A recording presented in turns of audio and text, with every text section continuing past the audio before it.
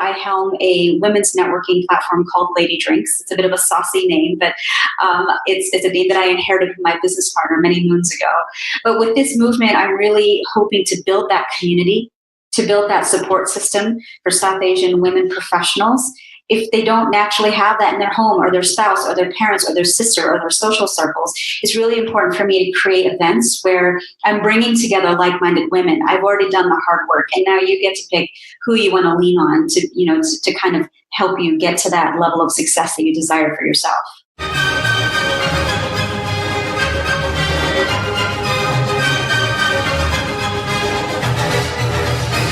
So you're a smart business committed to innovation, to service and to modern marketing, and you're asking, what's next?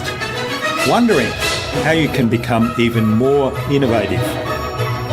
My name is Jürgen Strauss from InnovaBuzz, and this is the InnovaBuzz podcast, where we share all kinds of tips, advice and interview guests on all things innovation and leadership in modern marketing. Hi innovators, it's great to be back with another episode. It's that time of week again, and I hope it's been an awesome week so far. I also hope you enjoyed our most recent interviews with Paul Colligan and with Jan Olunga. They were both really fascinating insights into all things podcasting. I'm really excited to have on the InnovaBuzz podcast as my guest today, Joya Dass, who's a TV anchor, a documentary filmmaker, and founder of the networking organisation LadyDrinks. Joya is a frequent speaker, frequent MC of events, and a moderator. She's an outstanding interviewer, and she is a TED speaker. Now, we did have the odd momentary dropout during the interview today, but they're quite small, and I hope you'll bear with me because this is going to be another insightful and very informative episode, so get ready to be inspired. Today's episode is brought to you by the Transformational Marketing Hub, where you'll find a host of free and exceptionally useful information to help you transform your marketing. You can access the Transformational Marketing Hub by visiting innovabiz.co/VIP. That's innovabiz.co/VIP. If you don't have an account yet, just click on the blue Take a Peek Inside button. As I said, it's free and exceptionally useful, so go check it out. In our discussion today, Joya talked to me about using her experience of adversity and of success in her career to help others. She told me that writing was a great way to gain confidence in presenting on stage and in front of camera. Really good advice there. And she suggested that we all consider taking improv classes. Without further ado then, let's fly into the hive and get the buzz from Joya Dass.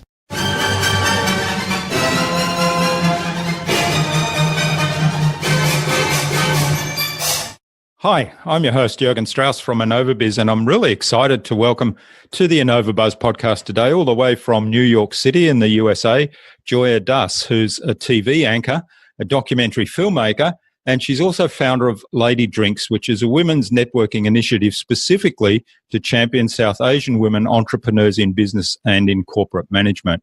So welcome to the InnovaBuzz podcast, Joya. It's a real privilege to have you here as a guest.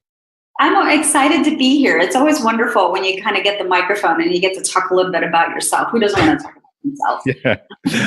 All right. And Paula Rizzo, who was on episode 161 of the InnovaBuzz podcast, suggested that we speak with Joya. So a big hello to Paula. Yeah, Paula's a great friend and a great colleague. And she's gone out on her own and left the news business and now has her own day hustle. That's right. Now, you're a frequent speaker. You MC a lot of events and you're a moderator. You're also an outstanding interviewer, which comes across in the live engagements that I've watched on YouTube and other on your website. So I might be looking for some tips from you today on that. I'm really excited. And you've also done a TED Talk on the topic of rethinking failure. Now, before we start talking about all things interviewing, media and LadyDrinks, let's find out a little bit about your background. How did you get to where you are today, and what were some of the pivotal moments in that journey? Thank you so much, Jürgen. I appreciate being on here. I was born to immigrant parents from Calcutta and Burma.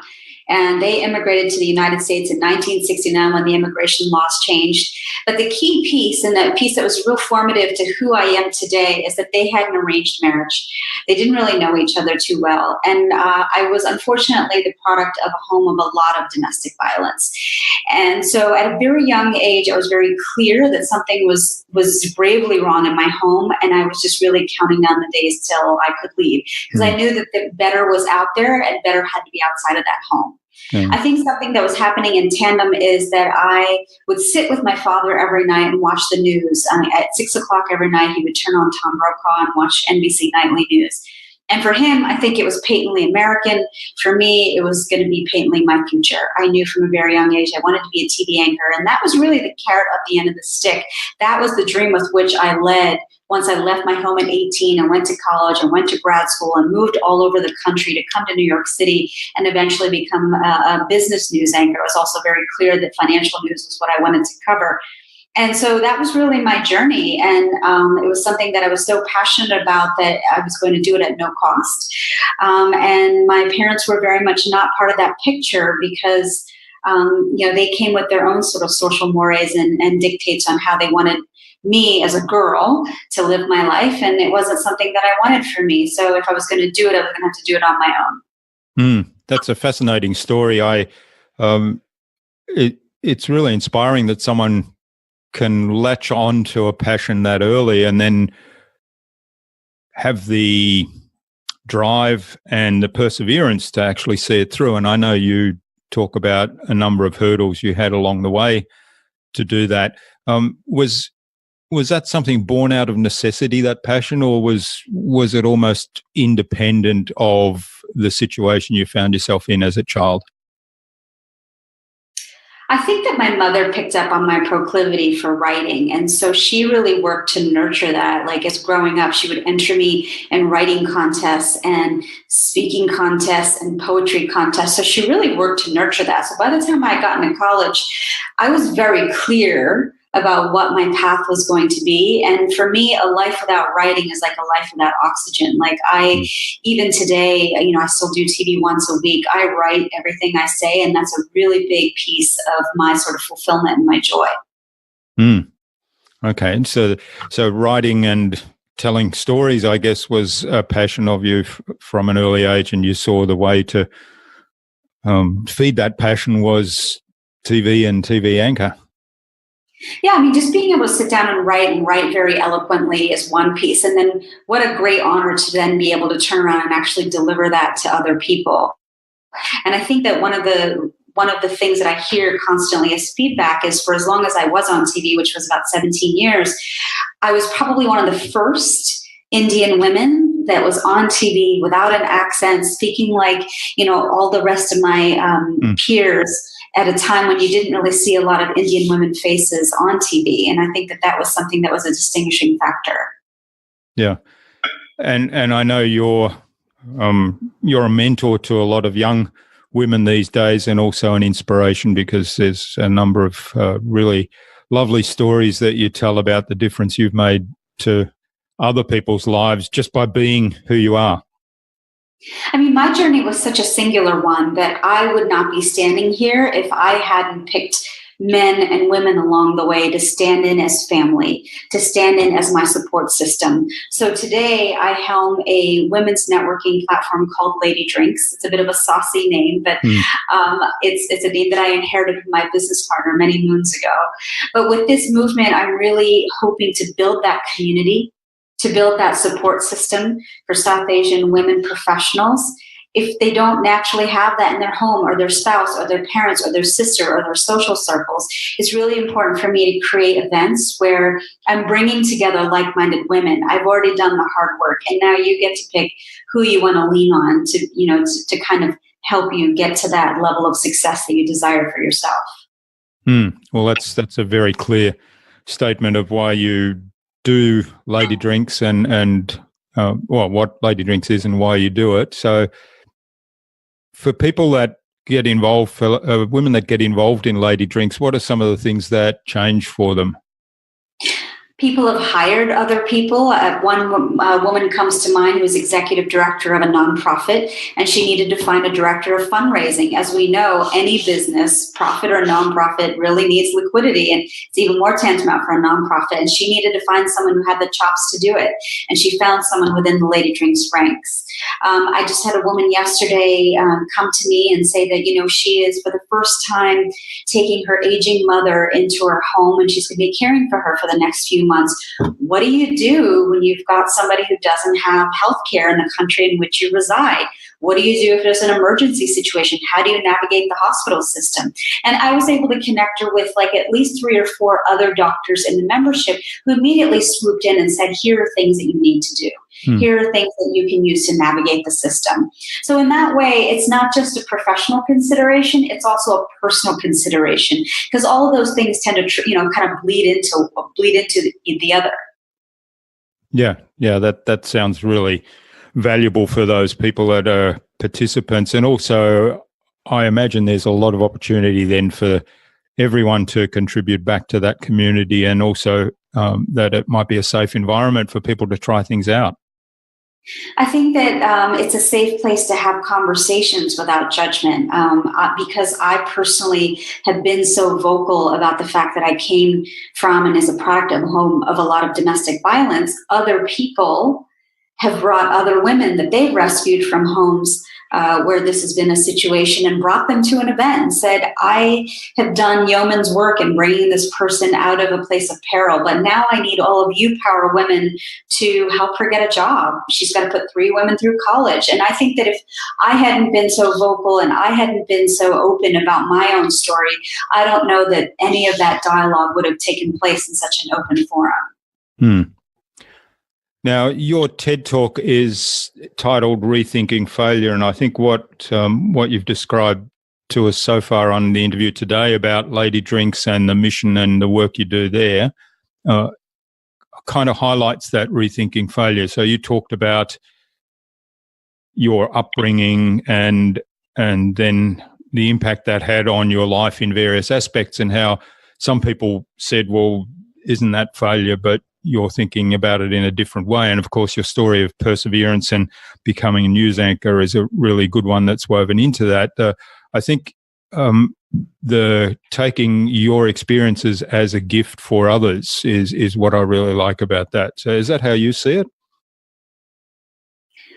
I culminate that talk after going through, 3 different distinct stories of failure and how I navigated out of that by saying today, I very much want to talk about the things that we don't talk about and that we are so prone to wanting to shove under the rug. To, case in point, what I was just talking about, growing up in a home of domestic violence and sharing that in a room and having somebody else, feel safe enough to bring somebody else into an environment where they too could talk about it. I had a third woman then come up to me and say, before, if I had heard the story of a woman who was in a situation where she was being compromised, I would have just turned my cheek and said, that's really not my problem. But hearing these stories today, hearing you talk about it, makes me realize that it's my problem too, especially as a woman. And so if I'm able to just, in the course of one event, change the thinking, ask somebody to think differently about a situation and act differently, then there's proof in all the work and all the talking and all the events that I host in hopes of changing dialogue. Yeah, and it's changing attitudes as well, isn't it? That needs to happen right throughout society to address some of those issues, and domestic violence in particular. I mean, it could be a multitude of things. That happens to be my background, but just talking about the really tough stuff and having the courage to speak up and say, I have a voice and I want to be heard, are all things that I think many women are struggling with. I think it's, triple that when it comes to South Asian women. We're just not taught to, kind of speak up and be advocates on our own behalf. And that's what I really hope that I'm looking to change. Yeah.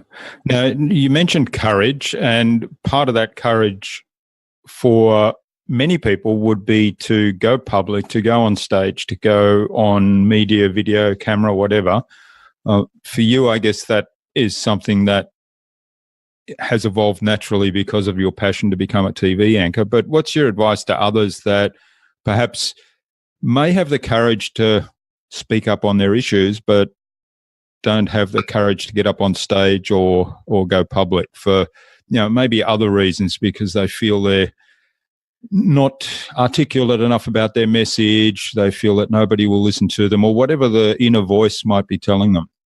Yeah, I have two suggestions. I often have women come to me and say, I'd really love to be a better public speaker. I'd love to be able to think on my feet better. So I always suggest taking an improv class, because you might poo-poo it as an acting class, but it's really teaching you to think on your feet and be more facile with your words. So that's point number one. I think point number two, and I had done this a couple years ago, is to write it down. I hired a teacher, and I took 7 women through a writing workshop where they were basically writing down their memoir. They were writing down a moment in time in their lives where they too were compromised, all with a view that at the end of 10 weeks, they were going to get up on a New York City stage in front of a sold out audience, and they were going to tell those stories, much in the way that Eve Ensler did the vagina monologues. I was doing that, but with 7 South Asian women. These were regular, everyday women. They were mothers. They'd never done this before, but the mere act of sitting down and writing their story, rewriting those stories, then getting to the point where they could deliver it without the assistance of paper. If they came out on the other side of that exercise the day after they performed it on stage as leaders. They came out on the other side not realizing that there were so many other women in the audience who wanted very much to share their experience. This gave them permission. So, it's either writing it down or taking a class. It's something that just kind of gets those muscles used to being in front of an audience and talking.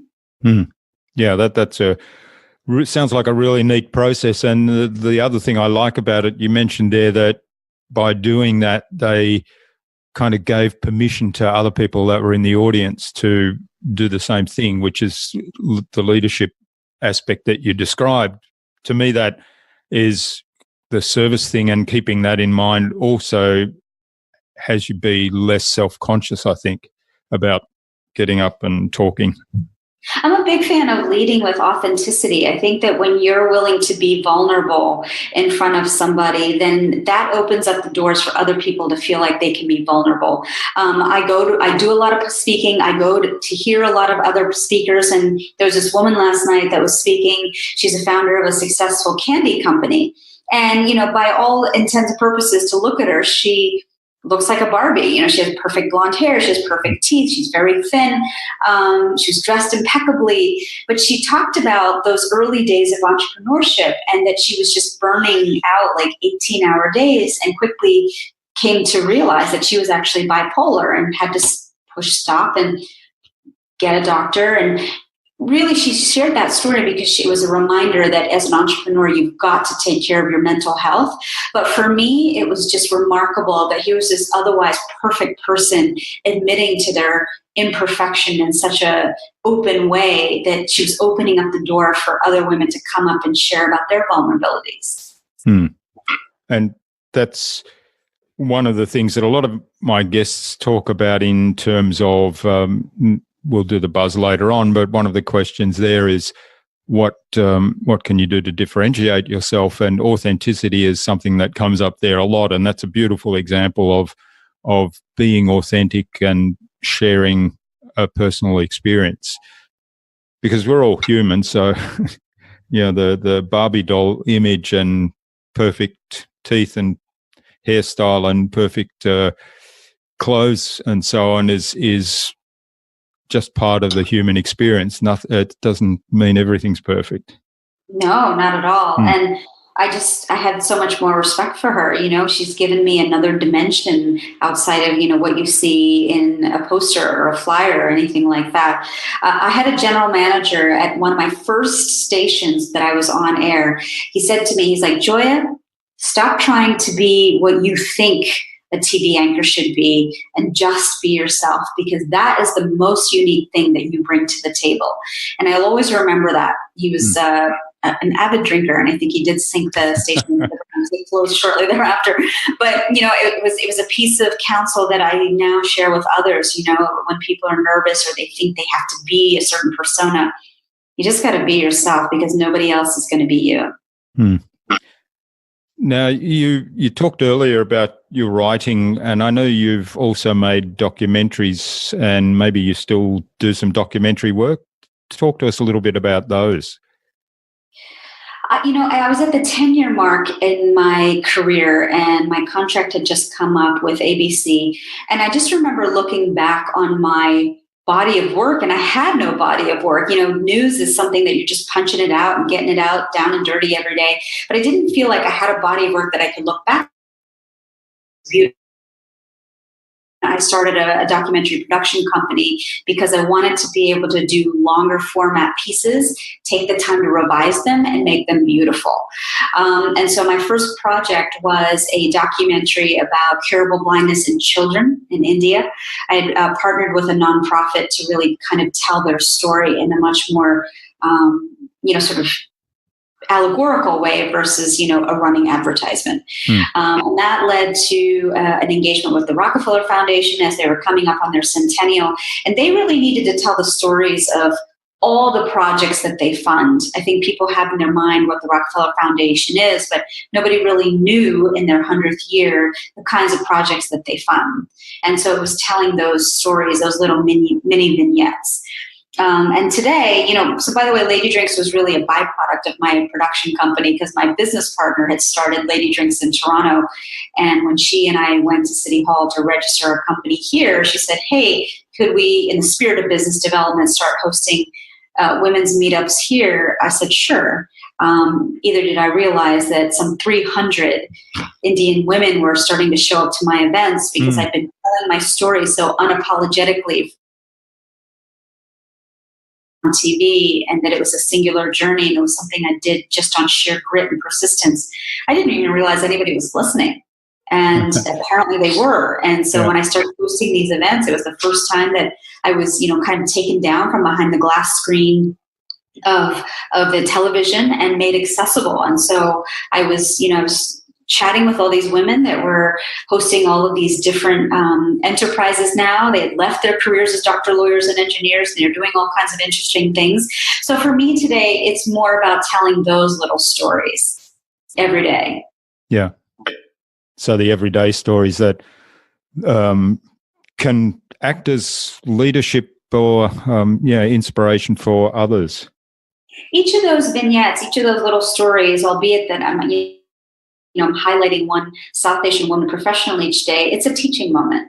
It's a moment for you to be able to lead by example, kind of like what I did on a stage, but this is, obviously more sustainable over time. Yeah, and there are lots of different, like you say, they're vignettes, but lots of different aspects and lots of different perspectives that come into it with the same underlying theme. So that's very clever, and it's an example to me of taking some content, if you like, some information that you have and repurposing it in a way that serves an audience.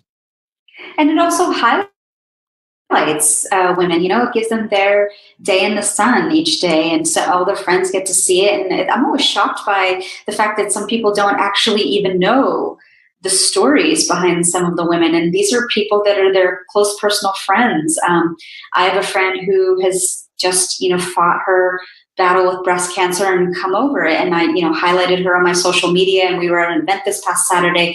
And so many women came up to her and said, I had no idea. I had no idea that you were struggling with this.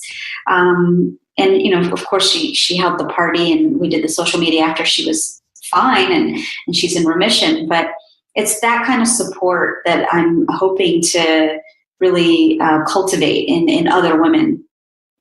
Yeah, that's wonderful. And I think it's something that really adds value to so many people. Like you said, 300 women before you even actively marketed the LadyDrinks concept, and it must be thousands now at least. Yeah, there's 1,500 women, and now I have events that I've hosted in DC and Princeton and Toronto and London. And this year I'm about to do Paris on April 12th, and I'm going to do Bombay in August. Yeah. And Australia, by the way, has come up a few times, suggestion to do that, do an event there. So I'll keep you posted on the developments with that. Right. Yeah. That'll be interesting. I might be able to catch up in person. Yeah. Yeah. So are you planning to make it a kind of a global organization with chapters, if you like, in different countries? Yeah. In the next 5 years, I would love to have an event in every major US city and world city if possible. And why is that? This network is only as powerful as its members. And so many women are now traveling. I just had a member travel to Seoul, South Korea to speak at a conference on food. And she was like, great, I'm in Seoul, South Korea.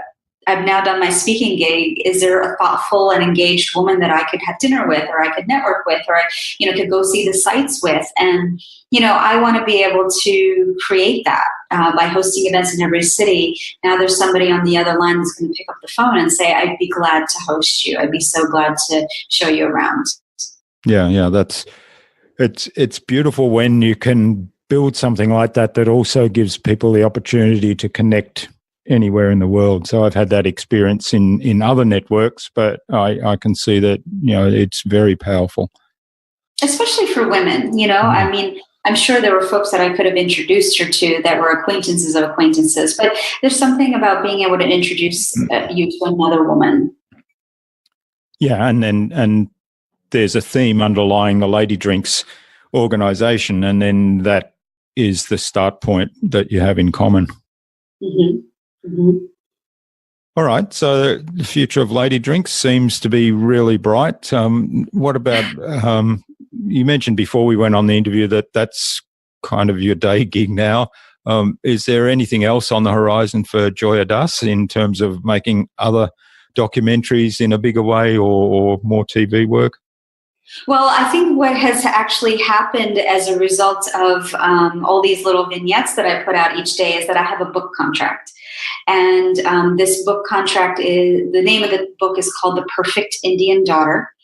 And it's almost a bit of an oxymoron because those of us that are born to immigrants and raised in other countries are never going to toe that line of being perfect Indian daughters. We're at some level patently American, and our ideas of joy and what we want out of life, our ambitions are always going to be different than those of our parents. So it's really telling the stories. My story kind of backs the book, but then it's weaving in all these other stories that I tell every day of women that, ticked all the boxes. They went to the Ivy League school. They went to work for the big consultancy and then just realized that they weren't happy. And so they followed their passion and went on to found these amazing companies that we all know about today. But it was because it was from their passions and it was from their joy. So they weren't going to be the perfect Indian daughters, but that doesn't mean that they have to live joyless lives. Yeah, sounds fascinating. So that'll be a kind of from all the interviews that you've done with those vignettes that you told us about.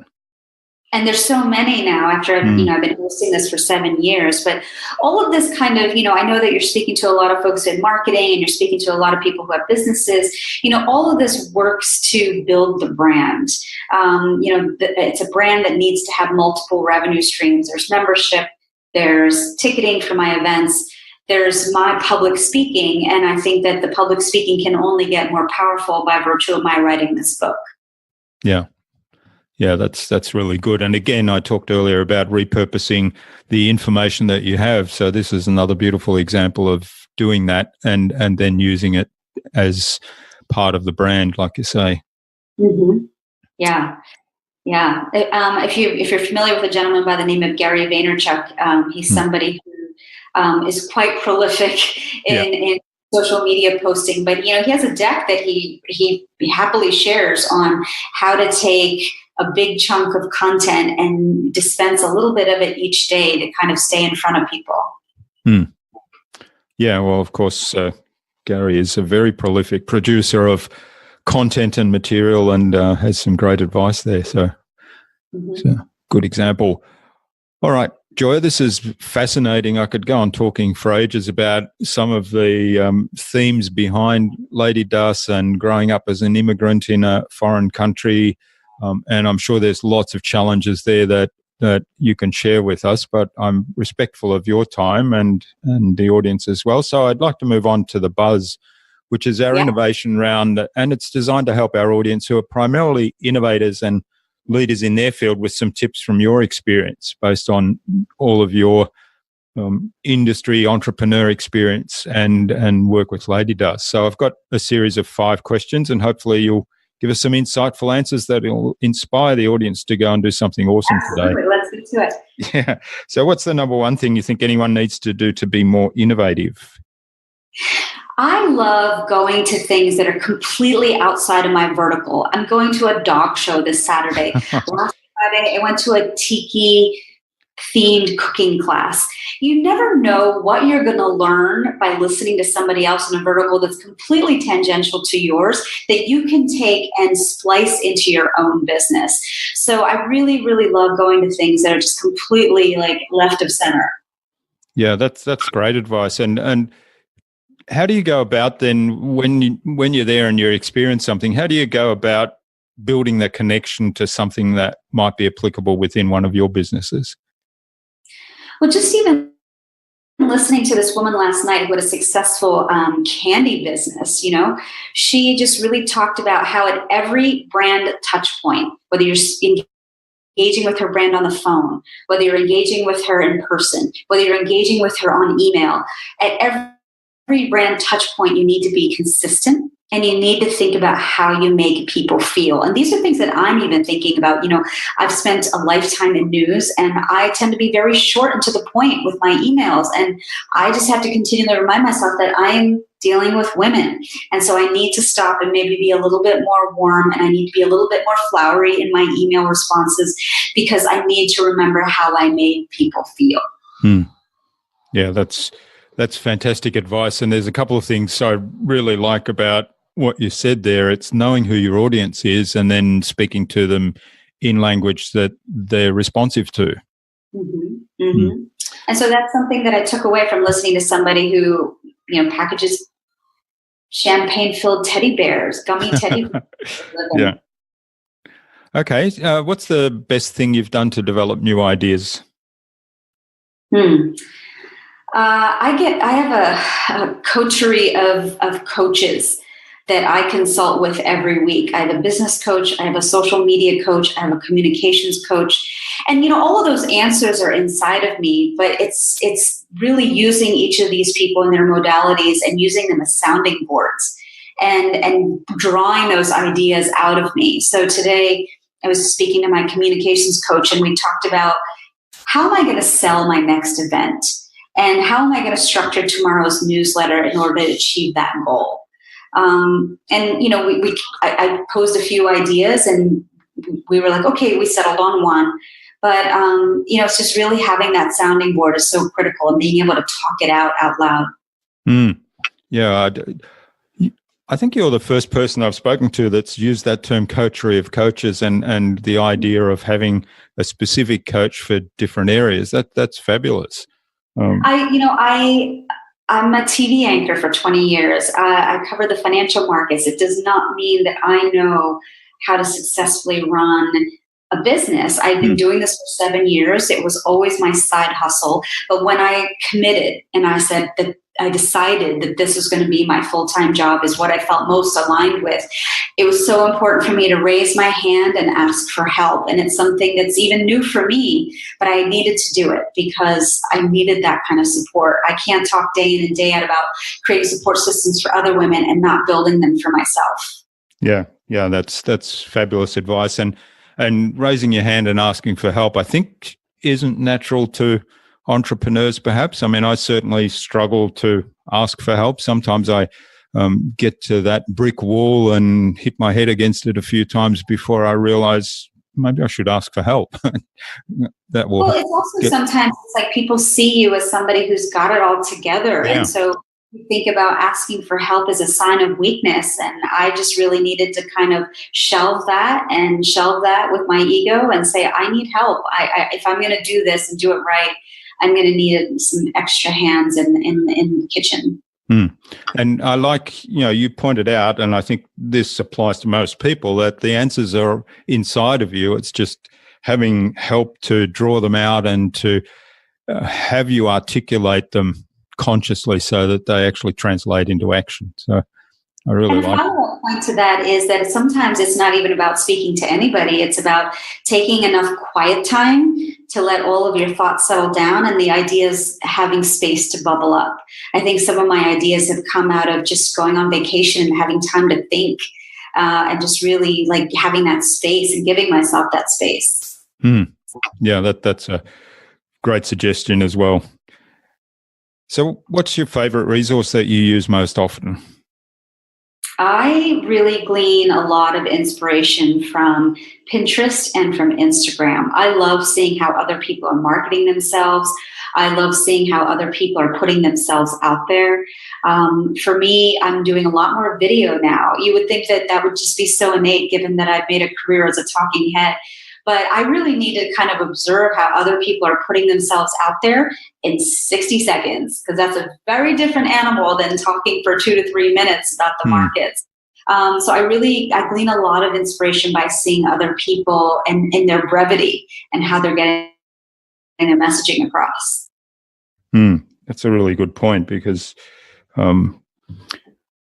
being brief on a video and getting the message across in a very short space of time, or getting a message across on the what do they call them, the graphics on Instagram or on Pinterest is there's a skill to that, isn't there?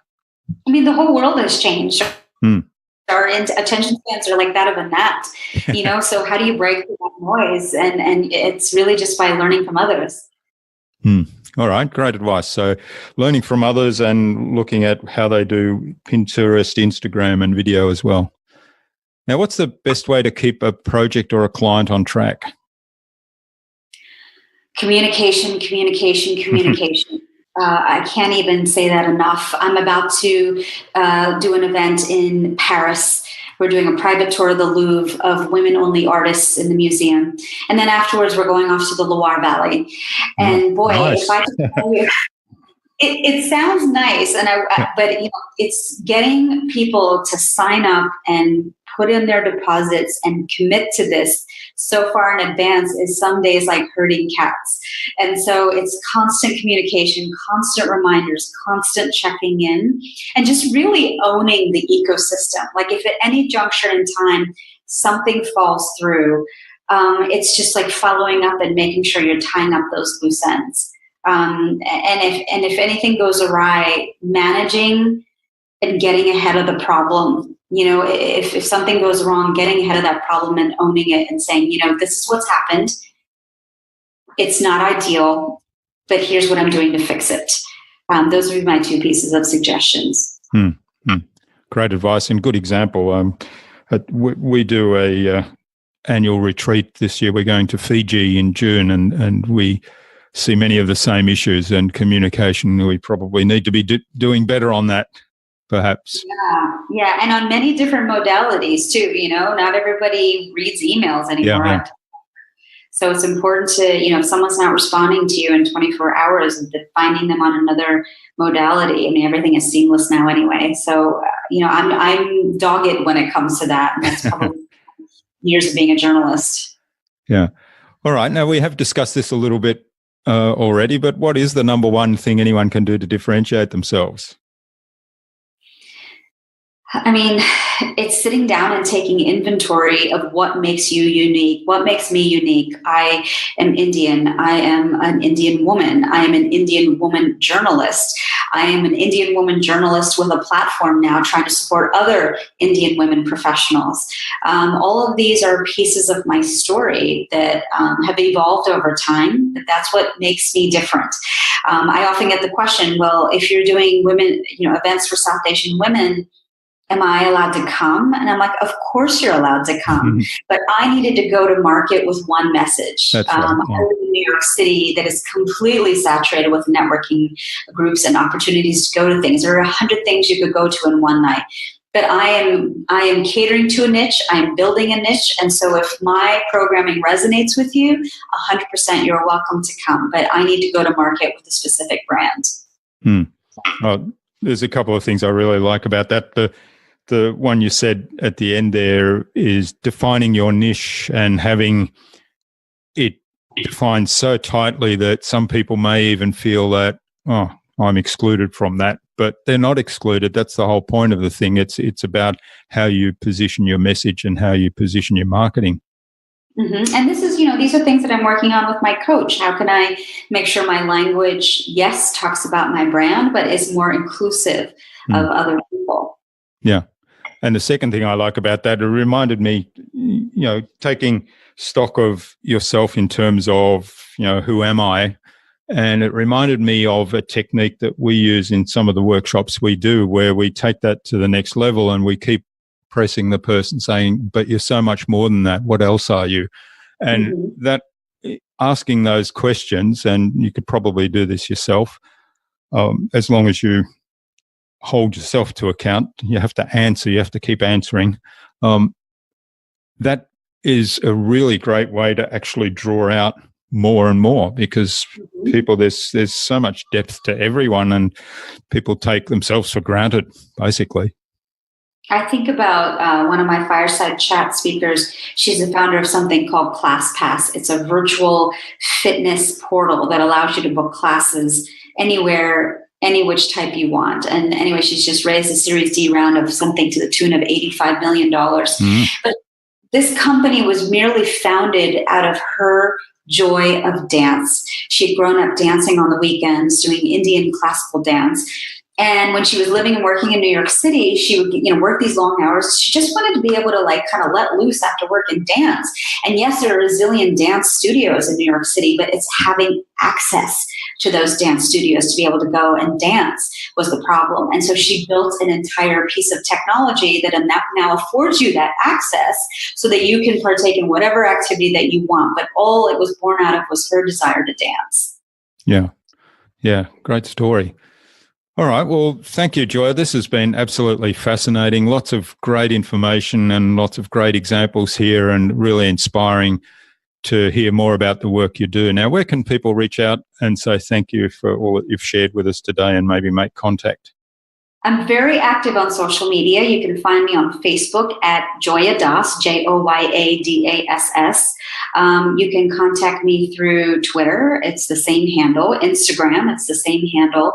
And you can always visit my website, which is www.ladydrinks.com. All right, great. We'll have links to those in the show notes so people can click through and check them all out. Now, what's the number one piece of advice you'd give to any business owner who wants to be a leader in their field and a leader in innovation? Oh my God, you have to believe in yourself. I mean, if you don't believe in yourself, nobody else is going to believe in you.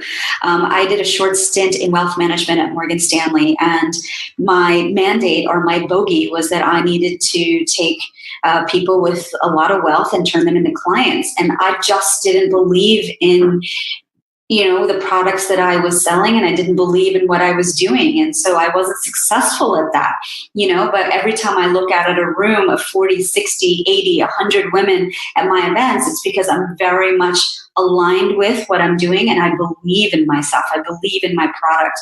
So I think if you're misaligned with what you're doing, you're not going to be able to sell anything. That's great advice, and another great example.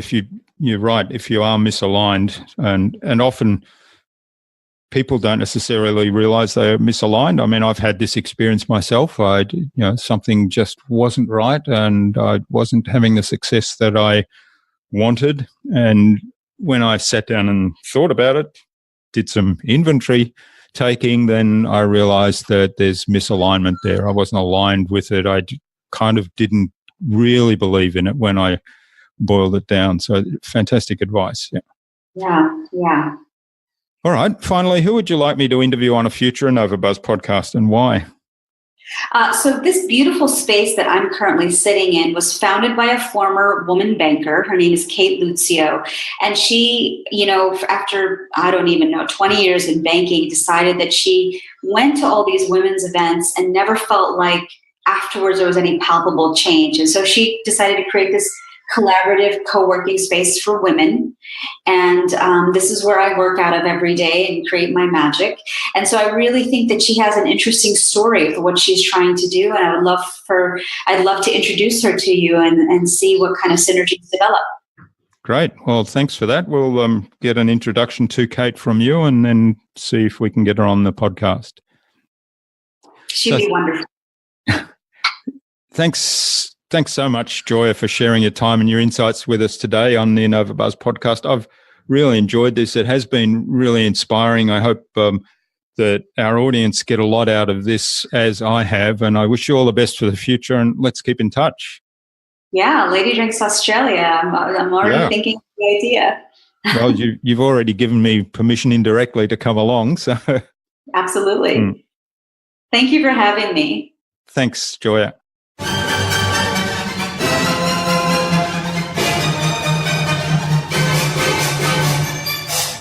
I hope you enjoyed that insightful and thoroughly engaging conversation with Joya and, like me, learnt a lot.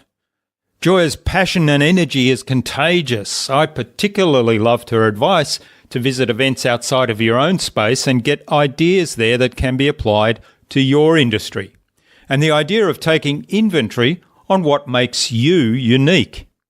Of course, there was so much more in the interview with Joya. I'd love to know what you took away from her episode. Leave a comment below the blog post, which you can find at innovabiz.co/Joya Dass. That is JOYADASS. All lowercase, all one word, innovabiz.co/Joya Dass. You'll find contact information for getting in touch with Joya there, as well as links to the LadyDrinks website and the resources that we spoke about. Joya suggests that I interview Kate Luzio of Luminary on a future InnovaBuzz podcast. So Kate, keep an eye on your inbox for an invitation from us to the InnovaBuzz podcast, courtesy of Joya Dass. Tune in again next week. We've got some more fantastic guests lined up, including Oscar Trimboli of the Deep Listening podcast, Simon Lamy of the Brain Wheel, and Gigi Rosenberg, public speaking coach and presentation coach. Stay connected. Subscribe to the InnovaBuzz podcast so you'll make sure you'll never miss another episode. Head on over to innovabiz.co/subscribe. We'd also love you to leave us a review because what you think matters to us. Take some of the ideas you've heard today and apply them in your business. Any thoughts, ideas, suggestions or questions, then share them in the comments below the blog post. And remember, if you want to get better marketing results than you ever have, join our fantastic Facebook community at the Tales of Marketing Transformation Facebook group. All you have to do is go to innovabiz.co/TMA. It's free to join. I hope to see you there soon. Until next time, I'm Jürgen Strauss from InnovaBiz. Remember to be awesome and keep innovating.